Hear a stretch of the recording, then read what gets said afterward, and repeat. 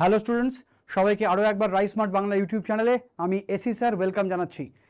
আরও একটা নতুন সেশন নিয়ে চলে এসেছি। পিএসসি মিসলেনিয়াস স্ট্যান্ডার্ড কোয়েশ্চেন ফিজিক্সের আরও একটা নতুন সেশন নিয়ে চলে এসেছি। তোমরা লাগাতার আমার এই ক্লাসগুলো করছো পিএসসি মিসলেনিয়াস ওরিয়েন্টেড। আমি বলেই দিয়েছি, দেখো পিএসসি মিসলেনিয়াস মানে সেখানে স্ট্যান্ডার্ড কোয়েশ্চেন থাকে। তো আরও একটা নতুন সেশন নিয়ে এসেছি, খুব বেশি কথা বাড়াবো না। কিছু গুরুত্বপূর্ণ কোয়েশ্চেন্স প্র্যাকটিস করব এবং তার সাথে রিলেটেড ইনফরমেশনস আমরা অবশ্যই প্রোভাইড করতে থাকবো, যেটা আমি অ্যাজ ইউজুয়াল করতে থাকি। এবার বলছি যে পিএসসি মিসলেনিয়াসের পাশাপাশি ডব্লিউবিসিএস মেন্স বা প্রিলিমসেও কিন্তু এই ইনফরমেশনগুলো অবশ্যই কাজে আসবে। আর কথা না বাড়িয়ে শুরু করব। আজকে যে টপিকটা আমি রেখেছি সেটা হচ্ছে ইলেকট্রোম্যাগনেটিক স্পেকট্রাম, তার উপর কিছু এমসিকিউ বা কিছু রিলেটেড ইনফরমেশনস আজকে আমরা রেখেছি। শুরু করছি। আচ্ছা, সবার ফার্স্ট কোয়েশ্চেন দেখো, আজকে সবার ফার্স্ট কোয়েশ্চেন দেখে নাও কি বলছে। The ratio of frequencies of ultraviolet rays and infrared rays in any medium. কোনো একটা মাধ্যমে আলট্রাভায়োলেট এবং ইনফ্রারেডের ফ্রিকোয়েন্সি রেশিও জিজ্ঞেস করছে। আলট্রাভায়োলেট বা ইনফ্রারেডের ফ্রিকোয়েন্সি রেশিও জিজ্ঞেস করছে কোনো একটা মাধ্যমে। দেখো আমরা তো জানি যে আলট্রাভায়োলেট রেডিয়েশন ইউভি রে আর ইনফ্রারেড রেডিয়েশন, এদের ওয়েভলেন্থ আলাদা বা ফ্রিকোয়েন্সি আলাদা, তোমরা জানো। কিন্তু দেখো, হাইয়েস্ট ফ্রিকোয়েন্সির ইলেকট্রোম্যাগনেটিক ওয়েভটা হচ্ছে অবশ্যই আমরা বলবো গামা রেজ, আর লোয়েস্ট ফ্রিকোয়েন্সির ইলেকট্রোম্যাগনেটিক ওয়েভটা আমরা বলবো রেডিও ওয়েভ। তাহলে আমি যদি সাজাই, তাহলে আমি বলেছিলাম G X U V I M R, gamma ray, X ray, UV ray, visible light, infrared, microwave, radio wave. তাহলে এটা হচ্ছে গামা থেকে রেডিওর দিকে নামছি, মানে হচ্ছে ফ্রিকোয়েন্সি ডিক্রিজ করছে। যত গামা থেকে রেডিওর দিকে নামবো ফ্রিকোয়েন্সি ডিক্রিজ করবে। এবার তুমি চুজ করো UV ray U R I R I, তাহলে U by I, U by I, U মানে হচ্ছে ইউভি লাইট, আই মানে হচ্ছে ইনফ্রারেড। তাহলে ইউভি রের তো ফ্রিকোয়েন্সি বেশি, আই আর এর তো ফ্রিকোয়েন্সি কম, তাহলে গ্রেটার দেন 1। সঠিক উত্তর অপশান এ। অপশান এ হচ্ছে কারেক্ট আনসার, গ্রেটার দেন 1। তাহলে দেখে নাও, ফ্রিকোয়েন্সি রেশিও জিজ্ঞেস করেছে। ইউভি লাইটের তো ফ্রিকোয়েন্সি বেশি হয়, আইআর বা ইনফ্রারেডের তো ফ্রিকোয়েন্সি কম হয়, তাহলে বড় ফ্রিকোয়েন্সি বাই ছোট ফ্রিকোয়েন্সি, সঠিক উত্তর কি হবে? অপশন এ হবে, তাই গ্রেটার দেন 1। দেখে নাও। আচ্ছা, এবার দেখো এক্সট্রা ইনফরমেশন। দেখো, আমি বলেছিলাম এক্সট্রা ইনফরমেশন প্রোভাইড করবো। তাহলে এই যে ইলেকট্রোম্যাগনেটিক ওয়েভ, ইলেকট্রোম্যাগনেটিক ওয়েভ কোনগুলো? লাইট, ভিজিবল লাইট অবশ্যই electromagnetic wave, X ray, gamma ray, UV ray সবাই electromagnetic wave. They all can travel with the same speed in vacuum. দেখো, আলোর যে গতিবেগ অথবা ইলেকট্রোম্যাগনেটিক ওয়েভের যে গতিবেগ সি, সেটা হচ্ছে 1/μ0 এপসা নট। এই ফর্মুলাটা মনে রাখবে, এটা পরীক্ষা আসতে পারে। 1/μ0 epsilon zero, epsilon zero mu zero. Mu জিরোকে বলা হয় permeability of free space, epsilon জিরোকে বলা হয় পারমিটিভিটি অফ ফ্রি স্পেস। 8.854 × 10⁻12, 4.10⁻7। এককগুলো বা ভ্যালুগুলো যদি মনে নাও থাকে, অ্যাটলিস্ট নামগুলো মনে রাখো। এপসাইলন জিরোকে পারমিটিভিটি অফ ফ্রি স্পেস বলে, মিউ জিরোকে পারমিয়াবিলিটি অফ ফ্রি স্পেস বলে। এটা আসে ইলেকট্রোস্ট্যাট চ্যাপ্টারে, এটা আসে ম্যাগনেটের চ্যাপ্টারে। তাহলে এইটা হচ্ছে সি, লাইটের ভেলোসিটি ভ্যাকিউমে, সেটা হচ্ছে 2.998, মানে প্রায় 3 × 10⁸, যেটা আমরা বলি মিটার পার সেকেন্ড। এটা হচ্ছে শূন্যস্থানে আলোর গতিবেগ। তাহলে শূন্যস্থানে আলোর যে গতিবেগ সেটা হচ্ছে সি, 3 × 10⁸ মিটার পার সেকেন্ড। এই গতিবেগ প্রত্যেকটা ইলেকট্রোম্যাগনেটিক ওয়েভের কাছে আছে ভ্যাকিউমে। তারা যখন ট্রাভেল করে সবাই সেম স্পিডে ট্রাভেল করে, ঠিক আছে। ইলেকট্রোম্যাগনেটিক ওয়েভ মানে তাতে ভাইব্রেটিং ইলেকট্রিক এবং ম্যাগনেটিক ফিল্ড থাকবে। ধরো এই যে পার্পল কালারের ফিল্ডটা দেখানো হচ্ছে, এটা ইলেকট্রিক ফিল্ডের ভাইব্রেশন, আর এই যে গ্রিন কালারের ফিল্ডটা দেখানো হচ্ছে, এটা মনে করো ম্যাগনেটিক ফিল্ডের ভাইব্রেশন। তাহলে ইলেকট্রিক ফিল্ড আর ম্যাগনেটিক ফিল্ড কন্টিনিউয়াসলি একই ফেজে সমদশায় কিন্তু অসিলেট করতে থাকে। ঠিক এইভাবে ইলেকট্রিক ফিল্ড ম্যাগনেটিক ফিল্ড সমদশায় অসিলেট করতে থাকে। ইলেকট্রিক ফিল্ড ম্যাগনেটিক ফিল্ড সমদশায় অসিলেট করতে থাকে, এবং আমি হচ্ছি লাইটের স্পিড বা ভেলোসিটি, যে সামনের দিকে এগিয়ে যাচ্ছি। তাহলে যেদিকে লাইট যায় তার সাপেক্ষে ইলেকট্রিক আর ম্যাগনেটিক ফিল্ড কিন্তু এইভাবে সমদশায় সবসময় অসিলেশন করতে থাকে। লাইটের স্পিড ক্যালকুলেশনে কিছু সায়েন্টিস্টের নাম আছে, একটু দেখে নাও, ঠিক আছে। বিভিন্ন সায়েন্টিস্ট বিভিন্ন সময় লাইটের স্পিড ক্যালকুলেট করার চেষ্টা করেন। 1638 খ্রিস্টাব্দে গ্যালিলিও, 1675 সালে ওলে রোমার। এনার নামটাই সব থেকে আগে আমরা মনে রাখি, যে শূন্যস্থানে আলোর বেগের ক্যালকুলেশনে প্রথম নামটা আমরা রোমারকেই স্মরণ করি, ওলে রোমার, যিনি মোটামুটি 2 × 10⁸ মিটার পার সেকেন্ড অ্যাপ্রক্সিমেটলি এইরকম একটা লাইটের স্পিড ক্যালকুলেট করেছিলেন, মোটামুটি 2.25 × 10⁸ মিটার পার সেকেন্ড মতো উনি অ্যাচিভ করতে পেরেছিলেন। যদি কখনো কোয়েশ্চেন দেয় শূন্যস্থানে আলোর বেগের ক্যালকুলেশনে প্রথম যুগান্তকারী নামটা কার হবে, আমরা কিন্তু ওলে রোমারই রাখবো। যদিও গ্যালিলিও প্রথমে একটা চেষ্টা করেছিলেন লাইটের স্পিড ক্যালকুলেট করার, কিন্তু অতটাও তিনি সাকসেস পাননি, লাইটের স্পিড অনেকটাই তিনি ভুলভাল বার করেছিলেন। তো যে কারণে আমরা মানে মেন কান্ডারি হিসেবে আমরা ওলে রোমারকেই মনে রাখবো। তারপরে বিভিন্ন সময় বিভিন্ন সায়েন্টিস্টের নাম আমরা দিয়েছি, 1728, 1849, 1862, বিভিন্ন সায়েন্টিস্টের নামগুলো একটু দেখে নাও। ব্র্যাডলি আছে, ফিজেউ আছে, ফোকাল্ট আছে, যারা লাইট স্পিডের প্রায় ঠিকঠাক ক্যালকুলেশনটা কিন্তু করে যেতে পেরেছিলেন। তাহলে মনে রাখবে যে 1983-তে মেজার্ড হয়েছিল লাইটের এই এক্স্যাক্ট স্পিডটা ভ্যাকিউমে, যেটাকে এখন আমরা 3 × 10⁸ মিটার পার সেকেন্ড বলি। তাহলে এই যে লাইটের স্পিডের ক্যালকুলেশন কোন সায়েন্টিস্ট কোন সময়ে লাইটের স্পিড ক্যালকুলেশন করে গেছেন, কিছু ইয়ার সমেত সায়েন্টিস্টের নাম দেওয়া রইল, তোমরা দেখে রাখতে পারো। তবে একজন যদি সায়েন্টিস্টের নাম মনে রাখতে হয় সবার আগে ঠিকঠাক করেছেন, মানে সবার আগে করেছেন আর কি, মোটামুটি অ্যাকসেপ্টেড ওয়েতে আমরা ওলে রোমারকে মনে রাখতে পারি। গ্যালিলিও একদমই অ্যাকসেপ্টেবল ছিল না, কিন্তু প্রথমে করেছিল ঠিক, বাট গ্যালিলিও সেইভাবে একদমই অ্যাকসেপ্টেবল ছিল না। সেদিক থেকে ওলে রোমারের ডেটাটা তবুও তোমার প্রথম কাজের মধ্যে আমি বলবো যে কিছুটা হলেও অ্যাকসেপ্টেবল। 3 × 10⁸ সেটা 2.25টাও আমি তো বলছি 3 × 10⁸ থেকে অনেকটাই দূরে, কিন্তু তবুও প্রথম অ্যাপ্রোচ হিসেবে আমরা গ্যালিলিওর থেকেও আরেকটু যিনি বেশি ক্লোজ গেছিলেন তিনি হচ্ছেন রোমার। তাহলে রোমারের নামটা মনে রাখবো। দেখে নাও, এখানে আরেকটা ইনফরমেশন নিয়ে নাও। হেনরিক হার্টজ সম্পর্কে একটা ইনফরমেশন দেওয়া হয়েছে। Heinrich Hertz was a brilliant German physicist and experimentalist who demonstrated that the electromagnetic waves predicted by James Clerk Maxwell actually exist. Very important কথা লিখলাম, ইলেকট্রোম্যাগনেটিক ওয়েভ আদৌ যে এক্সিস্ট করে এই প্রেডিকশনটা করেছিলেন ম্যাক্সওয়েল। এটা এক্সপেরিমেন্টের মাধ্যমে তার অস্তিত্ব প্রমাণ করে দেখান হার্টজ। মনে থাকবে কি বললাম, ইলেকট্রোম্যাগনেটিক ওয়েভ যে আদৌ এক্সিস্ট করে তার প্রেডিকশন প্রথম করেছিলেন যে সায়েন্টিস্ট, তার নাম হচ্ছে ম্যাক্সওয়েল। আর ইলেকট্রোম্যাগনেটিক ওয়েভ এক্সপেরিমেন্টের মাধ্যমে তার অস্তিত্ব প্রমাণ করেন যে সায়েন্টিস্ট, তিনি হচ্ছেন হার্টজ। কাজেই হার্টজকে আমরা experimental father of electromagnetic wave বলতে পারি। ঠিক আছে, পরীক্ষামূলক জনক, হার্টজকে আমরা বলতে পারি পরীক্ষামূলক জনক, experimental father, EXPT father of electromagnetic wave.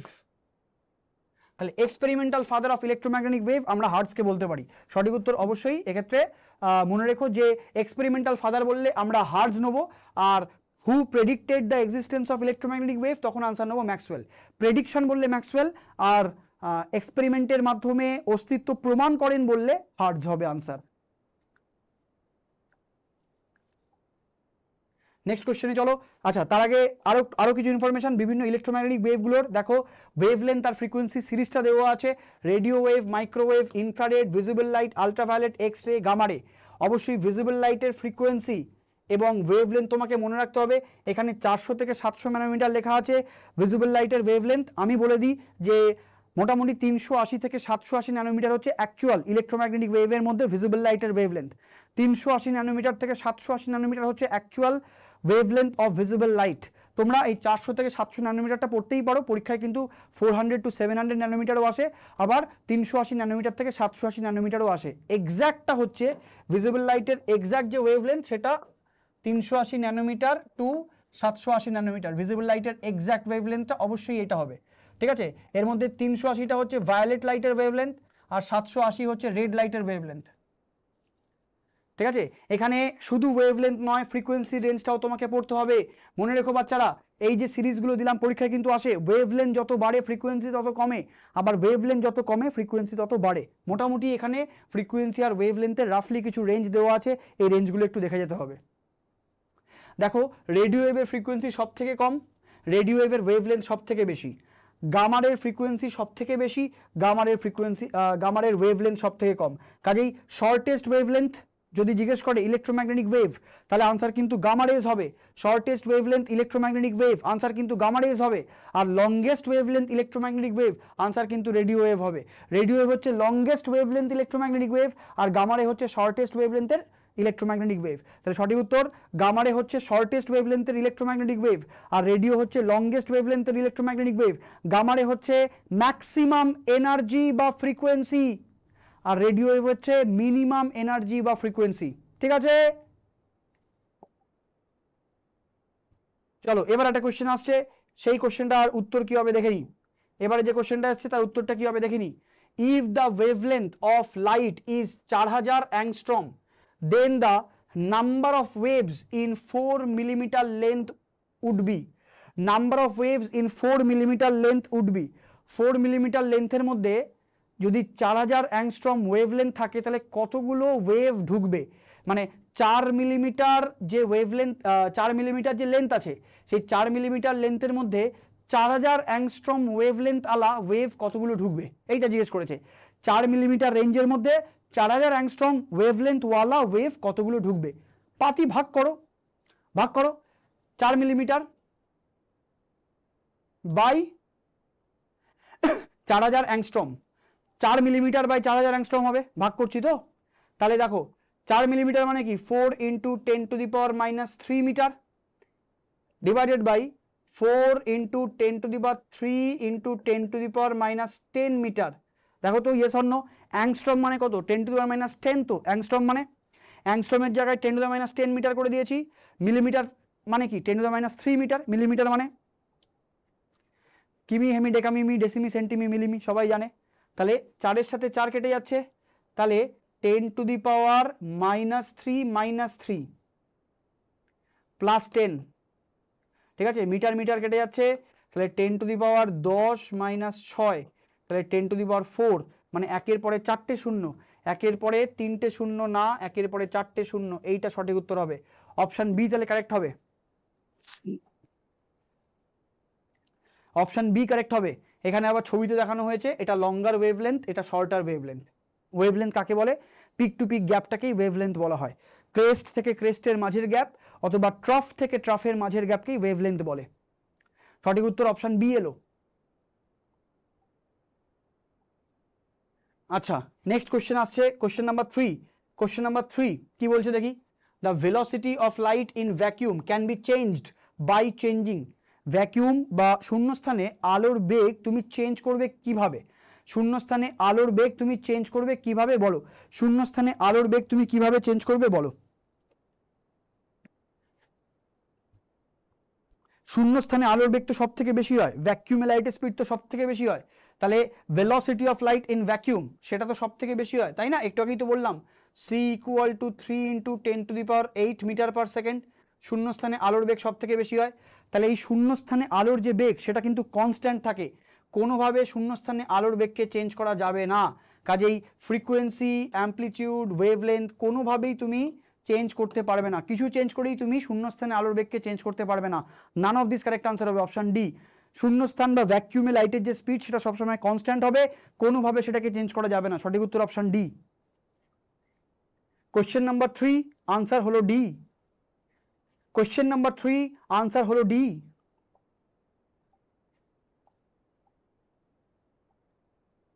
Next question. আচ্ছা, এখানে ইনফরমেশন দেওয়া আছে, নিজেরা দেখে নাও ইনফরমেশনসগুলো। আমি একটু সরে যাচ্ছি। শর্টেস্ট ওয়েভলেন্থ থেকে লংগেস্ট ওয়েভলেন্থের ইউজগুলো মোটামুটি একটা করে ইউজ মোটামুটি দেওয়া আছে। সবার প্রথমে দেখো তুমি রেডিও ওয়েভ দেখতে পাচ্ছ।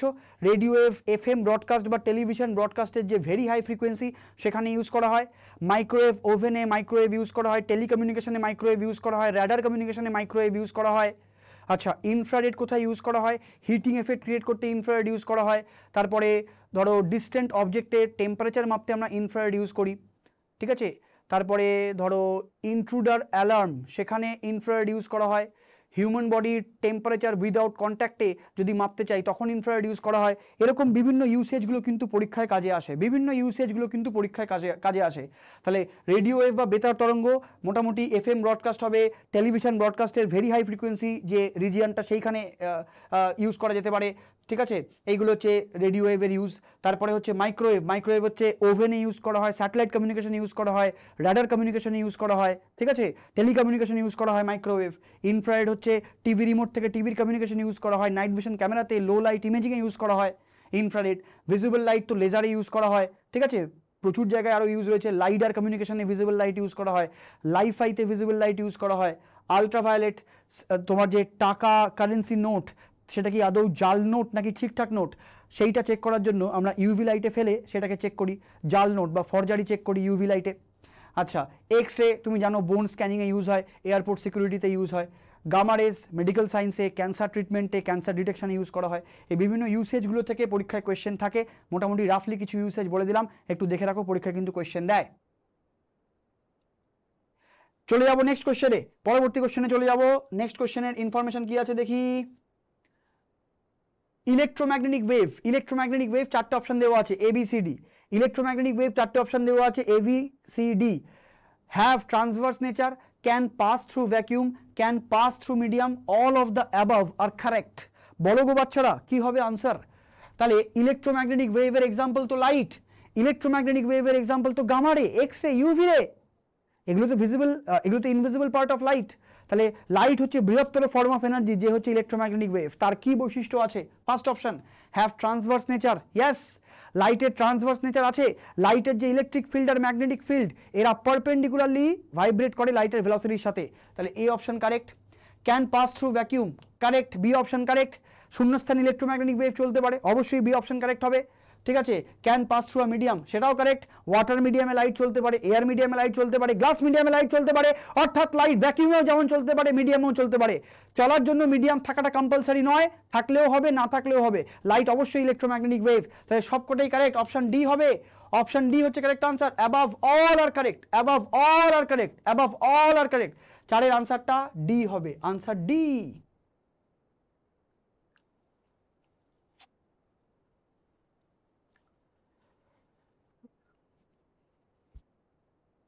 নেক্সট কোশ্চেনে চলো, 5 নম্বর কোশ্চেন। এই কোশ্চেনটা এরকম একটা কোশ্চেন কিছুদিন আগেও আমি প্র্যাকটিস করালাম। Fundamental particle in an electromagnetic wave, electromagnetic ওয়েভের ফান্ডামেন্টাল পার্টিকেল কোনটা হবে? ফোটন হবে, ইলেকট্রন হবে, প্রোটন হবে, বোথ এ অ্যান্ড সি। লাইটের কনিষ্ঠ কণা বা লাইটের ফান্ডামেন্টাল পার্টিকেল কাকে বলে? সবাই জানে, অবশ্যই ফোটন কণা, সঠিক উত্তর অপশন এ। ঠিক আছে, তাহলে ফোটন হচ্ছে এক ধরনের বোসন কণা। মনে করো আগের দিনে আমি ক্লাস করালাম ফান্ডামেন্টাল পার্টিকেলকে দুভাগে ভাগ করা যায়, একটা হচ্ছে ফার্মিয়ন, একটা হচ্ছে বোসন। ফার্মিয়ন পার্টিকেলকে আবার দুভাগে ভাগ করা যায়, একটা হচ্ছে লেপটন, একটা হচ্ছে কোয়ার্ক। এই যে ক্যাটাগরি করে দিয়েছি, ফান্ডামেন্টাল পার্টিকেলকে দুভাগে ভাগ করা যায়, boson category, fermion category. Fermion ক্যাটাগরিকে দুটো ভাগে ভাগ করা যায়, কোয়ার্ক এবং লেপটন। লেপটনেরই এক্সাম্পল হচ্ছে ইলেকট্রন, কোয়ার্কের example up quark, bottom quark, down quark, এরকম কোয়ার্কের এক্সাম্পল রয়েছে। এই প্রোটন বা নিউট্রন এরা হচ্ছে কম্পোজিট পার্টিকেল যাদের মধ্যে কোয়ার্ক পার্টিকেল রয়েছে। কোয়ার্কের এক্সাম্পল কিন্তু প্রোটন নয়, আমরা বলবো প্রোটন একটা কম্পোজিট পার্টিকেল যার মধ্যে কোয়ার্ক নামক পার্টিকেল থাকে। আমি আগের দিনও বলেছি প্রোটনের মধ্যে আপ আপ ডাউন কোয়ার্ক থাকে প্রোটনের মধ্যে, আবার নিউট্রনের মধ্যে ডাউন ডাউন আপ কোয়ার্ক থাকে। তাহলে কোয়ার্ক পার্টিকেল একটি ফান্ডামেন্টাল পার্টিকেল যাদেরকে প্রোটন বা নিউট্রনের মধ্যে পাওয়া যায়। তাহলে যারা যারা অরূপ স্যারের ক্লাস করে তারা সবাই মিলে বলো প্রোটন বা নিউট্রন কিন্তু, দলে দলে বলো প্রোটন বা নিউট্রন কিন্তু কম্পোজিট পার্টিকেল। প্রোটন বা নিউট্রন কিন্তু ফান্ডামেন্টাল পার্টিকেল নয়, কারণ প্রোটন বা নিউট্রনের ঘরে কোয়ার্ক নামক এক ধরনের পার্টিকেলকে পাওয়া যায়।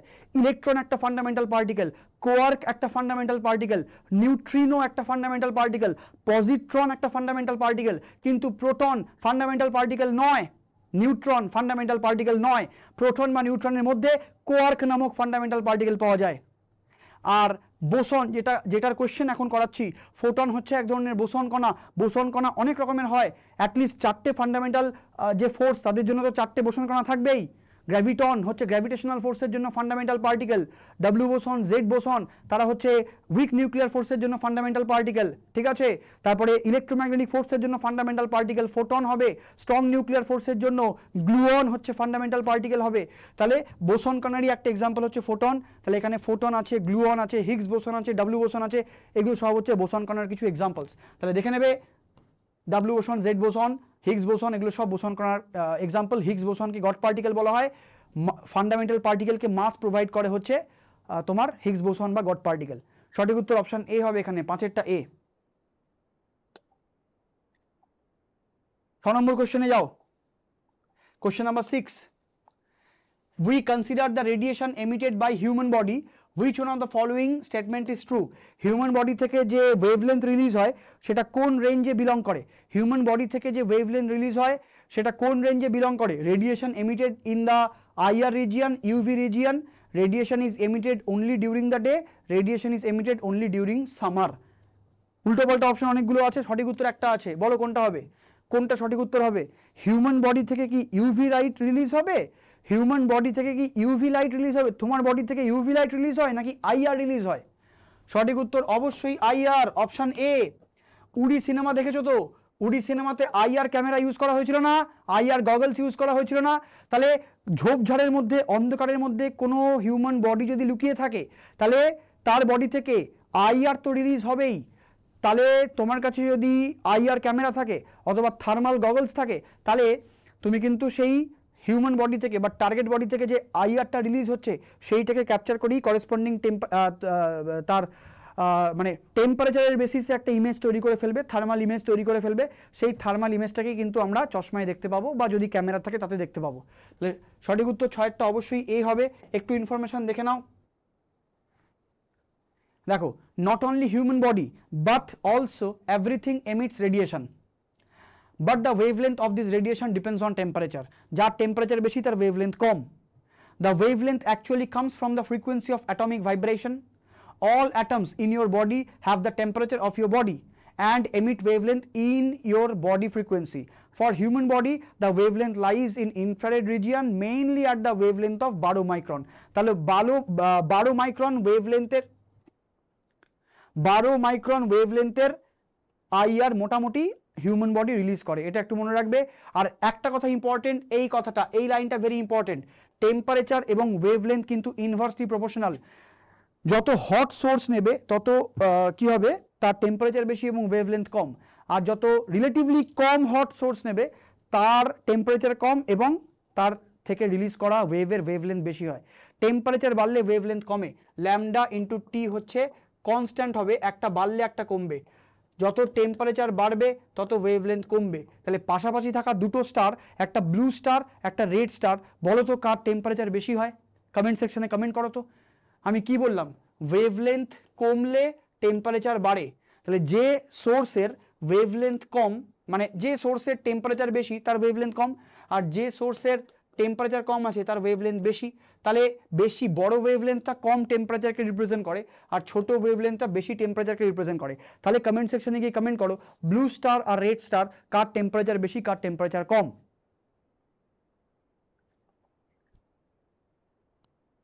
নেক্সট কোশ্চেনে যাচ্ছি, পরবর্তী কোশ্চেন 7 নম্বর question. Choose the wave relevant to telecommunication. টেলিকমিউনিকেশনে বা স্পেস বেসড স্যাটেলাইট কমিউনিকেশনে কোন ওয়েভ ইউজ হয়? টেলিকমিউনিকেশন বলুক বা স্পেস বেসড স্যাটেলাইট কমিউনিকেশন বলুক,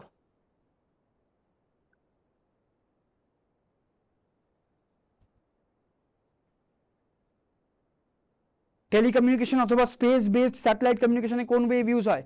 ultraviolet, infrared, microwave, visible light. সবাই উত্তর জানে, অপেক্ষা করার কোনো দরকার নেই। সঠিক উত্তর হবে মাইক্রোওয়েভ, অপশন সি। টেলিকমিউনিকেশন বা স্পেস বেসড স্যাটেলাইট কমিউনিকেশনে মাইক্রোওয়েভ ইউজ করা হয়, একদম ঠিক আছে। বাকি তো হবেই না, আলট্রাভায়োলেট, ইনফ্রারেড, ভিজিবল লাইট কখনো না। সঠিক উত্তর অপশন সি হবে, ঠিক আছে। টেলিকমিউনিকেশন বা স্পেস বেসড স্যাটেলাইট কমিউনিকেশনে আমরা আনসার করব মাইক্রোওয়েভ, অপশন সি। যদি এফএম ব্রডকাস্ট বলে তখন আমরা রেডিও ওয়েভ আনসার করতে পারি। টেলিভিশন ব্রডকাস্টেও রেডিও ওয়েভ আনসার করতে পারি যদি ভিএইচএফ হয়। টেলিভিশন ব্রডকাস্টের দুটো পার্ট আছে, একটা ভিএইচএফ একটা ইউএইচএফ। ভিএইচএফ পার্টটা রেডিও ওয়েভ তুমি করতে পারো, ইউএইচএফ পার্টটা ইউএইচএফ আলট্রা হাই ফ্রিকোয়েন্সির যে পার্টটা সেটা হচ্ছে মাইক্রোওয়েভের রিজিয়নে প্রায় ঢুকে পড়ে। নেক্সট কোশ্চেন 8এরটা, question number 8। Electromagnetic waves are transverse in nature, it is proved by. Electromagnetic wave transverse নেচারের হয়, সেটাকে প্রমাণ করবে কিভাবে? ইলেকট্রোম্যাগনেটিক ওয়েভ যে ট্রান্সভার্স নেচারের হয় সেটাকে প্রমাণ করবে কি করে? অপশন দেওয়া আছে পোলারাইজেশন, ইন্টারফিয়ারেন্স, রিফ্লেকশন এবং ডিফ্র্যাকশন। কোন প্রপার্টি দিয়ে প্রমাণ করা যায় যে আলো হচ্ছে ট্রান্সভার্স ওয়েভ আলোর কোন এমন এমন বিশেষ ধর্ম আছে, লাইটের কোন এমন বিশেষ ধর্ম আছে যেটা দিয়ে প্রমাণ করা যায় লাইট একটা ট্রান্সভার্স ওয়েভ? বহুবার বলেছি, বারবার এই কোয়েশ্চেন্সগুলোকে হ্যামারিং করছি তোমাদের মাথায়, যাতে করে তোমরা এক্সামে আসলে কমন পাও, কারণ এই কোয়েশ্চেন কিন্তু লাস্ট ইয়ার মেন্সেই এসেছিল সেম কোয়েশ্চেন। ট্রান্সভার্স নেচার প্রমাণ করে পোলারাইজেশন, অপশন এ হচ্ছে সঠিক উত্তর হবে। ঠিক আছে, বিভিন্ন যে ক্রিস্টালসগুলো রয়েছে পোলারাইজার ক্রিস্টাল, যেমন নিকোল প্রিজম, যেমন থুরমালিন ক্রিস্টাল, তারা লাইটকে পোলারাইজ করতে পারে। অর্থাৎ লাইট যদি আনপোলারাইজড অবস্থায় থাকে তাহলে লাইটের যে ইলেকট্রিক ফিল্ডসগুলো তারা ডিফারেন্ট প্লেনে ভাইব্রেট করে। সেই ডিফারেন্ট প্লেনে ভাইব্রেট করা যে তোমার ইলেকট্রিক ফিল্ডসগুলো, সেটা যদি কোনো লাইটের মধ্যে থাকে সেটা হচ্ছে আনপোলারাইজ লাইট। যদি কোনো স্পেশাল ফিল্টারের মধ্যে দিয়ে সেই লাইটকে তোমরা পাস করাও, আনপোলারাইজ লাইটকে পাস করাও, তাহলে সেটা পোলারাইজড হয়ে যাবে। অর্থাৎ ডিফারেন্ট প্লেনে যে ইলেকট্রিক ফিল্ডগুলো ভাইব্রেট করছিল তারা এখন সিঙ্গেল প্লেনে চলে আসবে। তুমি বলতে পারো যে মাল্টিপল প্লেনের ভাইব্রেশনগুলো আটকে যাবে, কেবলমাত্র একটা প্লেন অ্যালাউ হবে। এটাকে পোলারাইজেশন বলা হয়। মানে যদি আমি ধরে নিই যে এইটা এইটা এইটা এগুলো সব ডিফারেন্ট প্লেনে ইলেকট্রিক ফিল্ড ভাইব্রেট করছে, ডিফারেন্ট প্লেনে ইলেকট্রিক ফিল্ড ভাইব্রেট করছে, আমি একটা স্পেশাল ফিল্টার দিয়ে এই লাইটটাকে পাস করালাম, কেবলমাত্র একটা প্লেন অ্যালাউ হলো। এরকম একটা পাস অ্যাক্সিস থাকে, এটাকে পাস অ্যাক্সিস বলে। তাহলে পাস অ্যাক্সিসের সাথে প্যারালাল যে ইলেকট্রিক ফিল্ডের প্লেনটা সেটা অ্যালাউ হলো, বাদবাকি প্লেনগুলো আটকে গেল। তাহলে এই ঘটনাটাকে পোলারাইজেশন বলে। এখানে এটা হচ্ছে আনপোলারাইজ লাইট,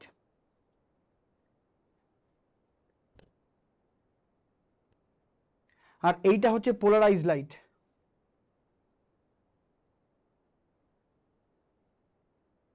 ঠিক আছে, তাহলে আনপোলারাইজ লাইট থেকে পোলারাইজ লাইটে কনভার্ট করছে যে পোলারাইজার, এটাকে ধরো এক্সাম্পল নিয়ে নাও টুরমালিন ক্রিস্টাল, একটা এক্সাম্পল নিলাম। আরও আছে ক্যালসাইট, নিকোল প্রিজম, তারা এরকম লাইটকে পোলারাইজ করতে পারে। সঠিক উত্তর অপশন এ। 3D গ্লাস বা সানগ্লাস কিন্তু পোলারাইজেশন প্রিন্সিপালে কাজ করে, মনে রেখো। 3D glass comma sunglass work in polarisation. 3D glass comma sunglass কোন প্রিন্সিপালে কাজ করে? অবশ্যই পোলারাইজেশন। তুমি যখন 3D সিনেমা দেখতে যাও সেখানে যে গগলসটা পড়তে দেয় সেটা অবশ্যই লাইটকে পোলারাইজ করে, মনে রেখো। সঠিক উত্তর 8টা অস্ট্রেলিয়া হবে। নেক্সট কোয়েশ্চেন, কোয়েশ্চেন নাম্বার 9, একদম easy question. The FM broadcasting service uses the range of frequency bands between 2016 BCS মেন্সে এসেছিল। FM ব্রডকাস্টে কত ফ্রিকোয়েন্সি ইউজ হয় সবাই জানে। FM এর চ্যানেলগুলো মনে করলেই পারবে, FM এর চ্যানেলগুলো মনে করলেই পারবে, FM এর চ্যানেলগুলো মনে করলেই পারবে। ঠিক আছে, big FM, red FM, friends FM, আর কি কি আছে মনে করে নাও। এখন আদৌ কেউ FM এ গান শোনে কি না সন্দেহ। ঠিক আছে, তো FM ব্রডকাস্টে কোন ফ্রিকোয়েন্সি ব্যান্ডউইথ ইউজ হয়?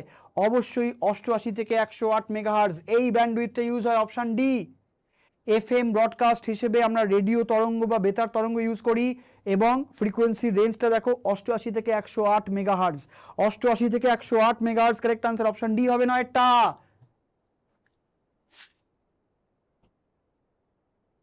নেক্সট কোশ্চেনে যাচ্ছি, নাম্বার 10, পরবর্তী কোশ্চেন নাম্বার 10। আর রেডিও ক্যান টিউন, আর radio can tune to any station in the frequency range from 2.5 megahertz to 15 megahertz bands. What is the corresponding wavelength band? আচ্ছা, একটা radio টিউনিংয়ে frequency bandwidth দেওয়া আছে 2.5 থেকে 15 মেগাহার্টজ। তাহলে corresponding ওয়েভলেন্থটা জিজ্ঞেস করছে। ফ্রিকোয়েন্সি রেঞ্জ যদি এইটা হয় তাহলে ওয়েভলেন্থের রেঞ্জ কত হবে সেটা জিজ্ঞেস করছে। কি করে পারবো গো? ফ্রিকোয়েন্সি রেঞ্জ দেওয়া আছে, ওয়েভলেন্থের রেঞ্জ বার করতে দিয়েছে, কি করে করবো? ফর্মুলা হচ্ছে v equal to N lambda. বাচ্চারা yes or no? v equal to N lambda. ভিটা হচ্ছে ভেলোসিটি অফ দ্য ওয়েভ, এনটা ফ্রিকোয়েন্সি, ল্যামডাটা ওয়েভলেন্থ। তাহলে ভেলোসিটি তো রেডিও ওয়েভের লাইটের সাথেই সেম নিয়ে নাও, 3 × 10⁸। ঠিক আছে, তাকে তুমি ফ্রিকোয়েন্সি দিয়ে ভাগ করলে তবে ল্যামডা বেরোবে, ওরা ল্যামডাটাই বার করতে দিয়েছে। আমি যে কোনো একটা ফ্রিকোয়েন্সি নিয়ে নিই, 2.5টা নিয়ে নিই, এন দিয়ে ভাগ করছি মানে 2.5 মেগাহার্টজ। মেগা মানে কিন্তু 10⁶, দেখো বাচ্চারা মেগা হার্টস কিন্তু 10⁶ হার্টস, এটা ইকুয়াল টু তাহলে ল্যামডা হবে। আমি যদি একটা ফ্রিকোয়েন্সি পেয়ে যাই, সব তো আলাদা আলাদা ডেটা আছে, সব ডেটা তো আলাদা আলাদা আছে, এখান থেকে যে আনসারটা পেয়ে যাব সেটা দেখেই তো আমি অপশান মার্ক করে ফেলতে পারবো, তাই না? তাহলে এই পয়েন্টটা তোলো, এখানে 10 নিয়ে আসো, তাহলে 3 আর 10 গুণ করে 30 হচ্ছে, 30/25 ইন্টু 10⁻² হচ্ছে, ঠিক আছে? তাহলে 5 6 30, 5 5 25, 6/5 1.2, 1.2 ইন্টু 10 স্কোয়ার মানে তো 120 হয়। তাহলে কারেক্ট আনসার অপশান সি হবে। একটা পেয়ে গেলাম মানে আরেকটাও 20 বেরোবে, তোমরা নিজেরা চেক করে দেখে নিতে পারো। দেখো বুঝতে পারলে কিনা দেখো ক্যালকুলেশনটা।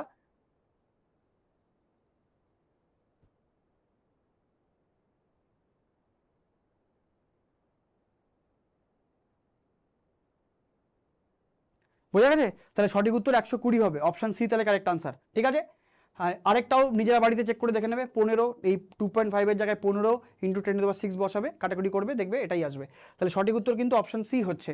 তাহলে দেখে নাও সঠিক উত্তর অপশান সি হচ্ছে, তাহলে 10-এর আনসারটা অপশান সি হলো। এইভাবে ফ্রিকোয়েন্সি রেঞ্জ দিয়ে আমরা লাইটের ভেলোসিটি কত হয় জানি, 3 × 10⁸, সেটাই চাপিয়ে দাও রেডিও ওয়েভের ক্ষেত্রে, কারণ রেডিও ওয়েভ তো invisible part of light, electromagnetic wave, তো সঠিক উত্তর তাহলে অপশান সি হবে। বেশ, আজকে কটাই কোশ্চেন ছিল, সবাইকে ধন্যবাদ। আমরা পিএসসি মিসলেনিয়াসের জন্য একটা ছোট্ট সেশন আজকে নিয়ে এসেছিলাম। এই কোশ্চেনগুলো বাড়িতে প্র্যাকটিস করো, কিছু এক্সট্রা ইনফরমেশন প্রোভাইড করলাম কোশ্চেনের সাথে, সেগুলো প্র্যাকটিস করো। এরকম ক্লাস লাগাতার আমরা প্রোভাইড করতে থাকবো, ছোটো ছোটো করে ইনফরমেশন খাতায় নোট ডাউন করবে। যত বেশি ইনফরমেশন ক্লাস থেকে পাচ্ছ, as much as possible try to keep them down on your copy. যত বেশি তুমি খাতায় নোট নেবে, যত পড়াশোনার মধ্যে থাকবে, তত কিন্তু জিনিসগুলো মনে থাকবে। কারণ তোমাকে অনেকগুলো সাবজেক্ট পড়তে হচ্ছে, এতগুলো সাবজেক্ট যত বেশি লেখালেখির মধ্যে থাকবে, তত মনে থাকার প্রবাবিলিটি বেশি। লেখালেখি চর্চা না করলে কিন্তু হবে না, প্র্যাকটিস না করলে কিচ্ছু হবে না। তাই জন্য এগুলো প্র্যাকটিস করো অ্যাজ মাচ অ্যাজ পসিবল। আমাদের ক্লাসগুলো দেখো, আমরা লাগাতার সাবজেক্ট ওয়াইজ যত ক্লাসগুলো করাচ্ছি সেগুলো ফলো করতে থাকো। আজকের জন্য এতটাই রাখছি, ধন্যবাদ সবাইকে। সবাই ভালো থাকো এবং সুস্থ থাকো। আগামী আবার নেক্সট উইকে আমার একটা লাইভ ক্লাস বা এরকম প্রিমিয়ার সেশন তোমরা পাবে। থ্যাংক ইউ ভেরি মাচ, আজকের জন্য এতটাই, ধন্যবাদ।